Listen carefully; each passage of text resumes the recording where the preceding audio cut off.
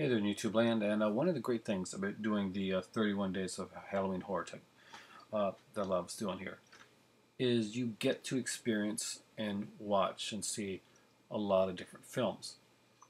Just over the past few days, I've got to go back and visit some classics, some fun horror, some cheesy stuff, and I've been doing this for a couple weeks now because I started early.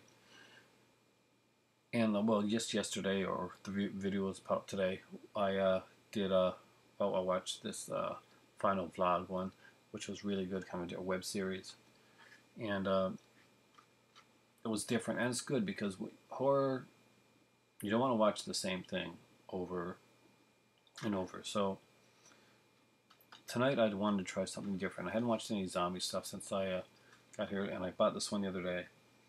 I'd seen a TJ Pyramid's video review of this, so the battery. And the battery is just an amazing film. It's not the type of zombie film that you think it's going to be. If you're expecting like a load of zombies and lots of blood and guts and stuff like that, that's not what you get here. It's a character study of two people, Ben, played by Jeremy Gardner, who actually wrote, I think, and directed it as well, and Mickey, played by Adam Cronine.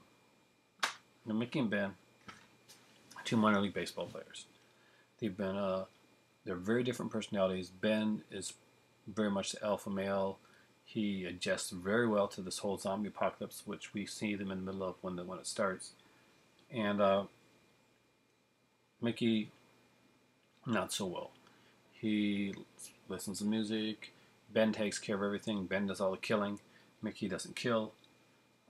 Mickey's lonely, and we see this a lot when he finds a walkie-talkie, and he starts talking to this girl named Annie, who basically he kind of eavesdrops on conversation that she has with something called the Orchard. I think it's the Orchard, right? It's the Orchard. I think so. Anyway, and it seems to be like a group of survivalists, kind of like a more of an organized group, and they want nothing to do with these two guys. He reaches out to her and he tries to talk to her a few times, and she at first she seems responsive to talking, but then she's told that she can't talk to him anymore. And Ben realizes, okay, they don't want to have anything to do with us. Let's just stay away from them. Let's just go on our way, do what we've been doing. Mickey's always wanted to find roots and stay in a place because he's still seeing society, and he kind of wants to hold on to the society that once was. Ben has come to the realization that that's gone. That's not anymore. Most of their friends and family are probably dead, and Ben realizes that Mickey has to learn to grasp it. The scene on here. It's kind of an amalgamation scene. The scene in the background with the car is actually a scene from later on in the film. This scene here, this kind of like a zombie girl sequence. Kind of a, I don't know. It's important in the film, and it's kind of comical and sad all at the same time. And nothing is shown in the scene. Like there's no overt nudity or anything in the sequence. But and for my younger viewers, I apologize, but this is actually a scene in the film that's actually very important. Mickey's extremely lonely. He thinks of this Annie character as like a girl that maybe he can be with. So it comes to the point where Mickey doesn't kill the zombies, but a zombie girl, actually this girl here, wearing basically jean shorts and a white t-shirt, comes up to the car. She can't get in or anything like that, and she she's trying to get in, and she's pressing herself, pressing stuff against the window of the car, and Mickey gets aroused by the female form, and rather than try to kill the girl or whatever, he he masturbates, and eventually is saved by Ben, who finds it quite hilarious. But it's a sad state on the on the plight of these guys, that this is what has come to for him. This is his loneliness. This is his the respite that he gets in the whole kind of craziness that goes on. And it's a, you know, it could have been just a funny scene or an awkward scene done by a less skilled filmmaker, but the pathos and what the scene means stands out. I mean, it really stands out. How dark and desperate the times are getting. The story is mostly about these two people, and you get used to them. The music in this is fantastic, and it's so well suited and fits the movie. There's like long stretches of music and montage type things throughout the film. You think that would be a bad thing, but the music in the scenes really fit the scenes. Nothing seems stretched or padded. There wasn't a boring second in this film. I got to be honest with you. It's an amazing film that actually shows what the real horror of something like this would be, and it's not the that there's just zombies out there that are going to eat your brains. It's the loneliness and the desperation and the things that you have to do. Eventually, Mickey does have to kill a zombie, and Ben forces that issue on him because he knows that the longer it takes for him to do it, the harder it's going to be, and the less chance it's going to have of being able to survive.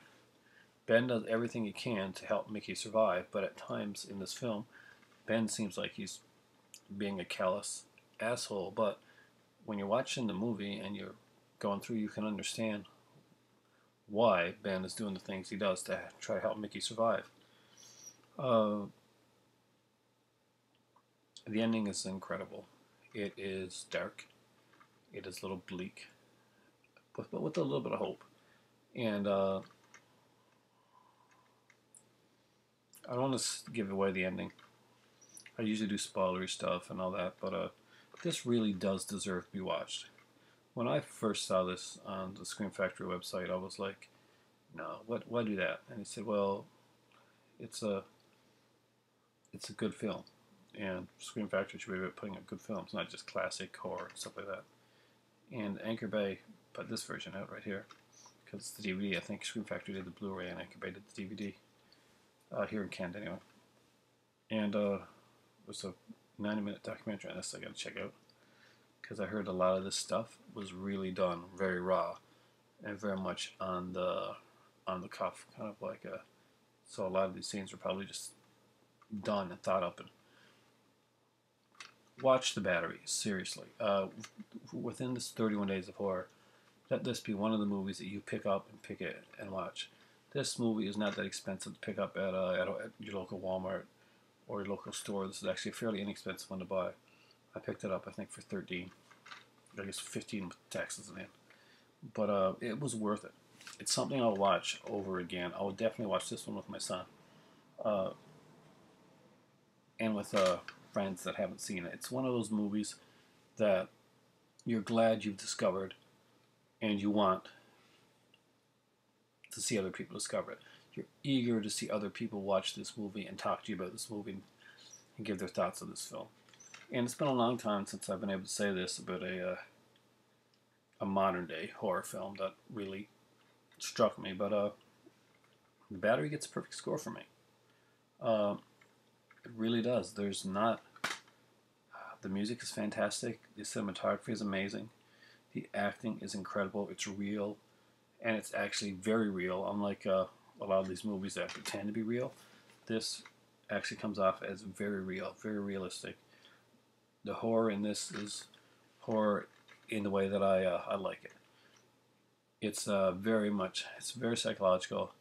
It's very dark, and all the crap and stuff that comes out and all the like cheesy stuff that I watch. It's great to see something like this, that classics are still being made, and The Battery will be a classic.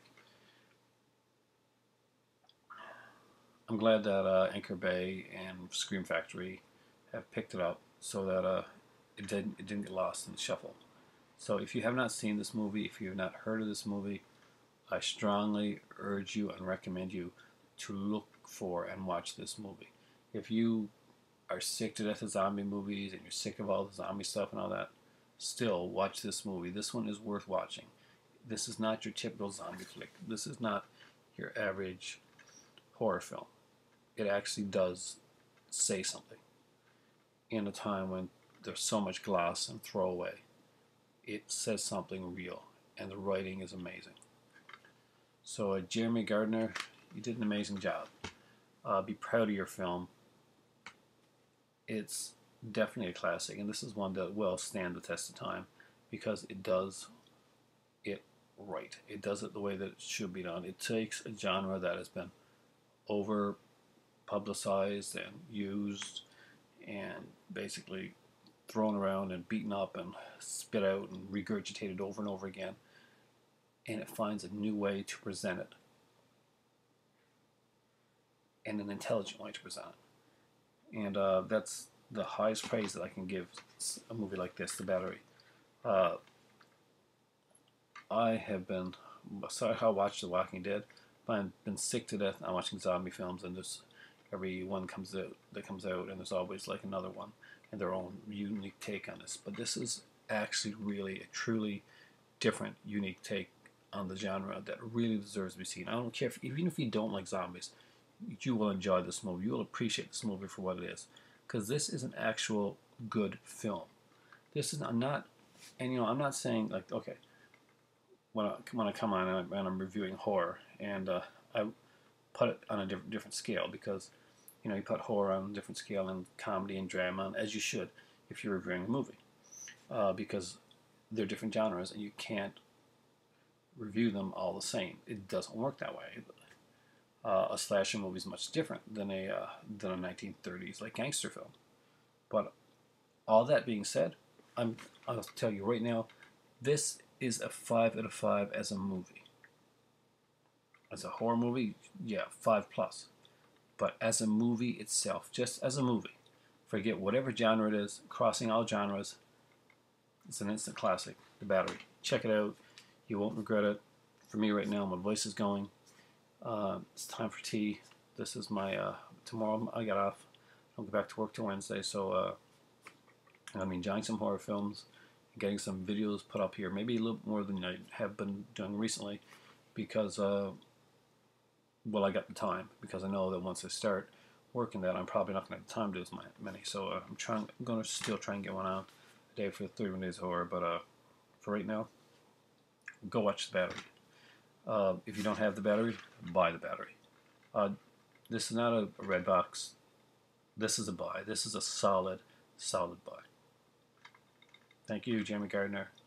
You made a fantastic film. You should be proud of yourself. And if you have this in your collection, TJ has this in his collection. Thanks, TJ, for the recommendation. It's going to be something that I rewatch and enjoy over and over again. And if you want to do films, and if you want to get into filmmaking, so I know Joe's House of Horrors wants to go into films, wants to make films, wants to make movies. So you watch it. You need to watch this. This is what you need to do. This is how you make a classic. This is how you do it right. 5 out of 5. What? I always do a 5 out of 5 something. 5 out of 5. Cute girl zombies. Out of 5. 6 out of 5, really. The Battery. Fantastic. Go buy it. Goodbye tonight. Thanks for watching. For me right now, it's time for tea, and maybe I'll watch something else.